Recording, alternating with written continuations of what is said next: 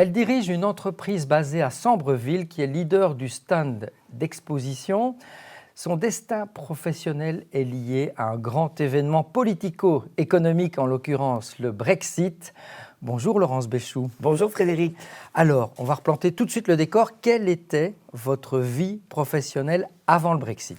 Alors avant le Brexit, j'étais directrice commerciale et marketing pour la société Clip Expo qui était basée à Namur à l'époque. Donc on avait en fait 2 bureaux, un à Coxyde, un à Namur. Donc j'avais fait toute ma carrière là-bas. Donc après des études économiques, j'avais été prof pendant 1 an et puis on m'a engagé comme délégué commercial. Je voulais faire du commercial en fait. D'accord. Donc c'était vraiment quelque chose qui m'intéressait. Et donc je suis arrivé chez Clip Expo, j'ai dû tout créer. On était 2 au départ. On est à l'heure actuelle, on est plus de 18. Mais c'est vrai que je voulais vraiment faire du commercial. Donc j'ai gravi les échelons. De manière assez générale, Classique, oui. assez classique, je vais dire. Donc, je suis devenue directrice commerciale. On a commencé à engager des personnes pour s'occuper de la Flandre. J'ai commencé à vraiment diriger ça. Donc, j'avais toujours, évidemment, c'était une société anglaise au départ, donc j'avais été engagée par des Anglais. Qui m'avait toujours mis évidemment un administrateur au-dessus de moi, qui était le comptable en l'occurrence, donc j'étais toujours le numéro 2. Bon, ça ne me dérangeait pas trop parce qu'en fait, c'était moi qui faisais tourner la boîte. Le commercial, c'est toujours quelque chose d'important. Donc j'aimais beaucoup ce que je faisais. Et vous étiez employé, vous êtes toujours dans le stand d'exposition, je le rappelle. On va venir après sur le core business de la société. Mais c'est ce basculement. Les Anglais en 2016 se prononcent en faveur du Brexit et en 2019, vos patrons anglais vous proposent tout simplement de racheter la filiale Benelux et vous acceptez. Pourquoi vous acceptez ? Mais, en fait, je me souviens encore de cette histoire de Brexit parce qu'en fait, j'étais en réunion avec mon patron anglais à Bruxelles. Ils n'avaient pas dormi de la nuit parce que pour eux, c'était vraiment une catastrophe pour l'économie vraiment anglaise. Donc, c'était vraiment quelque chose de... Moi, je ne voyais pas trop les conséquences. Mais il est vrai que l'Angleterre, qui était notre maison mère, exportait évidemment énormément dans ses filiales, puisqu'il faut savoir que Clip fabriquait des panneaux d'exposition et que nous, les filiales, nous revendions ces panneaux-là. Ce qui est toujours le cas actuellement. Donc, le Brexit impliquait pour eux d'énormes surcoûts, mais je n'imaginais pas encore les conséquences à ce moment-là. Et il faut dire qu'il y avait quand même presque 30 ans que je travaillais pour eux. Il y avait toujours eu des hauts et des bas. J'avais aussi envie un peu de mon indépendance. Donc, ils avaient déjà essayé, ils m'avaient laissé créer une société au Luxembourg pour que je puisse un peu être indépendante. Et puis, je pense que là, le ras-le-bol a fait que ils m'ont dit, ils ont senti qu'ils devaient faire quelque chose. Et le Brexit arrivant, je pense qu'ils ont eu très peur. Et ils se sont dit... autant revendre. Autant revendre. Et vous, mais vous auriez pu dire non, ça ne m'intéresse pas. Il y avait l'envie d'avoir votre société. Vous êtes entrepreneuse dans l'âme ? Alors, est-ce que je suis entrepreneuse dans l'âme ? Je vais dire, quand j'étais employée, j'avais l'impression que je travaillais comme pour moi. Mais en fait, est-ce que je travaillais vraiment comme pour moi ? Maintenant, je me rends compte que non, parce que ce n'était pas vraiment la même chose. Mais je pense que en fait, c'était le rêve de toute ma vie de reprendre cette boîte. Et je me disais, jamais les Anglais, avec leur ego en plus surdimensionné, parce qu'il ne faut pas oublier que non seulement c'était des hommes, mais en plus des Anglais. Donc c'était un peu compliqué. Je me disais, jamais je pourrais racheter cette boîte. Donc quand la proposition est arrivée, je me suis dit, oui, pourquoi pas ? Ouais. Pourquoi pas ? Et donc, vous l'avez fait, vous avez passé ce cap. 5 ans plus tard, vous avez réussi votre pari ? Alors oui, parce qu'en fait, pourquoi est-ce que j'ai racheté vraiment cette boîte ? Parce que je voyais les choses qui fonctionnaient correctement, parce que j'étais absolument dans le day-to-day. Je voyais les choses qui fonctionnaient et je voyais ce qui ne fonctionnait pas. D'accord. Donc, je savais où je devais travailler et sur quoi je devais travailler. Donc, il y avait l'humain, il y avait le fait de travailler plus dans le développement durable, il y avait le fait de trouver d'autres fournisseurs, d'élargir la gamme de produits, d'investir dans des bâtiments que les Anglais ne voulaient absolument pas. Donc, eux, ils désiraient louer, simplement. Donc, quelle perte d'argent. Donc, nous, ça nous a permis d'investir dans des bâtiments et c'est comme ça que nous avons déménagé à Sambreville dès que j'ai racheté la boîte. Donc, je veux dire, après les 5 ans, oui, on a vraiment assaini la société, on l'a pérennisée, on a développé la gamme de produits, on a développé la gamme de services, on s'est agrandi, on a nos propres locaux. Donc, c'est vraiment quelque chose d'important. On a créé plein de choses que moi, je ne pouvais pas créer tant que j'étais employé. D'accord. Donc, j'ai par exemple créé la Clip Academy avec les meilleurs clients de Clip. Voilà, donc il y a toutes des choses comme ça que j'ai pu mettre en place parce que j'étais aux commandes. Rappelez-nous, que fait exactement, pour ceux qui ne vous connaîtraient pas, Clip Expo. Vous êtes spécialiste en quoi? Alors, nous sommes vraiment spécialistes dans le stand modulaire. Donc, en fait, l'idée est quand même toujours qu'on puisse réutiliser les stands. Donc, on les loue, on les vend également. Nous stockons le matériel pour nos clients et on gère en fait tout de A à Z pour nos clients. Donc, que ce soit les réservations avec des organisateurs sur les lieux d'exposition, également tout ce qui est visuel, graphisme, etc. On travaille avec eux là-dessus. On fait tout l'aménagement de stand avec des architectes.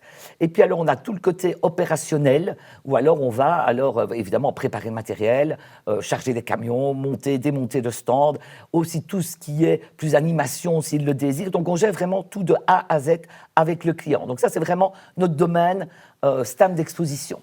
Votre terrain de jeu, donc, c'est les foires, les salons, l'événementiel. L'événementiel, foires, salons, les congrès, énormément. Donc vraiment dans le B2B principalement. Maintenant, nos clients sont principalement belges, mais on va également partout en Europe pour eux. Voilà. Parce que vous avez ajouté la France, à votre terrain d'activité. En fait, au départ, quand j'ai racheté la société, c'était le Benelux plus la France.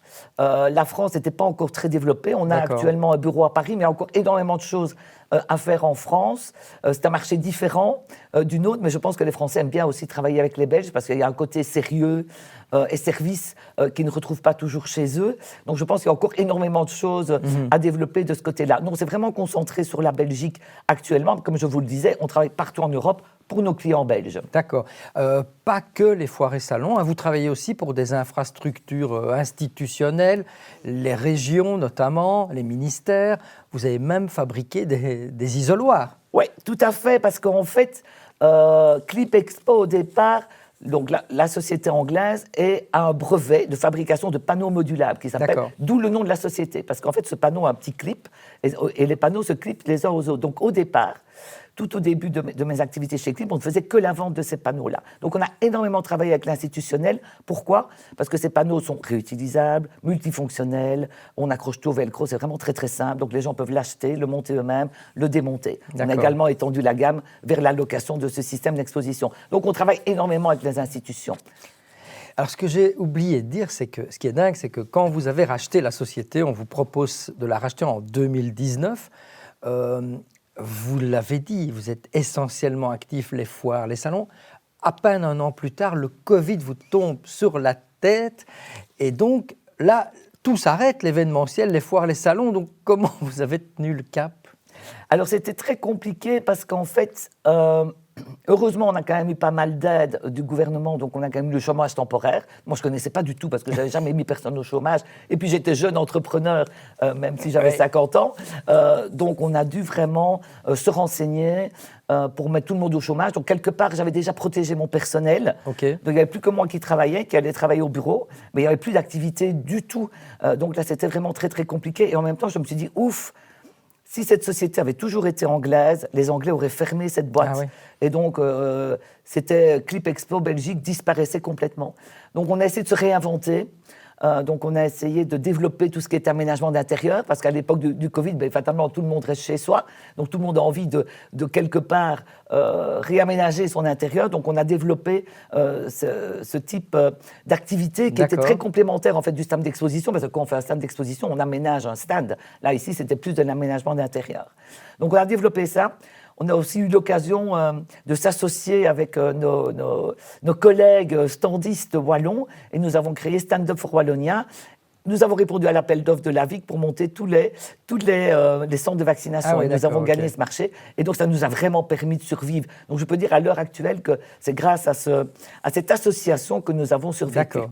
Alors, le monde du stand d'exposition, on pourrait croire qu'il est immuable. Non, il y a des tendances. C'est quoi aujourd'hui les grandes tendances Vous avez d'ailleurs un département recherche et développement au sein de la société. Donc, c'est quoi les tendances du stand d'exposition ? Alors, les tendances du stand d'exposition, donc nous, on est vraiment basé dans le modulable.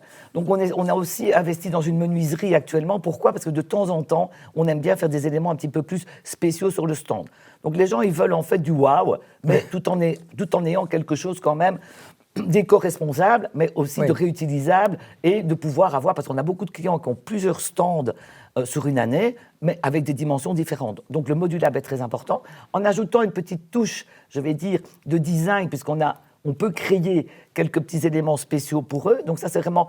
Nous, ce qui est intéressant pour nous, c'est que maintenant, on voit quand même quand le marché du stand ou le marché de l'événementiel, on voit que les grands salons ont un peu moins la cote et que les petits salons régionaux reviennent un peu plus dans la course. Et nous, c'est vraiment notre domaine. Avec la dimension durable, hein, vous l'avez dit, parce que l'aspect RSE pour les entreprises, pour vos clients, est quand même devenu indispensable. Donc, c'est pour ça qu'on stocke beaucoup pour nos clients et qu'on essaye vraiment de réutiliser un maximum. On joue vraiment là-dessus et on est vraiment bien positionné, je vais dire, dans ce domaine de stand, je vais dire de 20 à 100 ou 200 mètres carrés. Donc ça, c'est vraiment notre core business dans le stand, modulable, réutilisable, avec aussi un peu des animations. On essaye aussi que le client, pourquoi le client vient chez nous, c'est parce qu'en fait, on va gérer tout de A à Z pour eux. Ils sont débarrassés de toute la paperasserie pour les réservations sur stand, etc. Et on axe vraiment notre activité sur le service. Donc ça, c'est vraiment quelque chose d'important. Alors Laurence, on arrive tout doucement au bout de cette interview. Vous l'avez dit, hein, vous êtes devenu quelque part entrepreneur après 50 ans. Est-ce qu'aujourd'hui, vous pensez déjà à la transmission? Est-ce que vous avez envie de remettre cette entreprise aussi ou de la perpétuer? Vous êtes dans quel état d'esprit? Mais c'est vrai que quand je l'ai racheté à 50 ans, la personne qui m'a accompagné m'a dit « pense déjà quand tu vas la revendre ». J'étais un peu choqué, je me suis dit, je viens à peine d'acheter, je ne vais pas commencer à penser à la revendre, mais je pense qu'il faut quand même penser à la pérennité de la société. Par exemple, nous avons engagé énormément de jeunes chez nous cette année, donc on a engagé 4 jeunes de 25 ans, parce que je pense que nous, on est vieillissants. Enfin, et fatalement, il y a des nouvelles technologies, il y a des nouvelles manières de travailler, et il faut que les jeunes... Donc, mon but est vraiment de former ces jeunes pour la pérennité de la société, donc ça, j'y pense vraiment énormément. Est-ce que je revendrai ma société? Oui. Est-ce que je la revendrai en interne? Est-ce que je la vendrai en externe? Peut-être, je n'en sais rien, c'est encore un choix, mais je commence vraiment à y penser, en tout cas pour la pérennité. Et aussi pour pouvoir continuer à développer ce monde du stand qui est quand même un monde assez extraordinaire. Eh bien, merci beaucoup Laurence Béchoux d'être venue nous raconter cette belle histoire liée au Brexit. Clip Expo, c'est dans la boîte.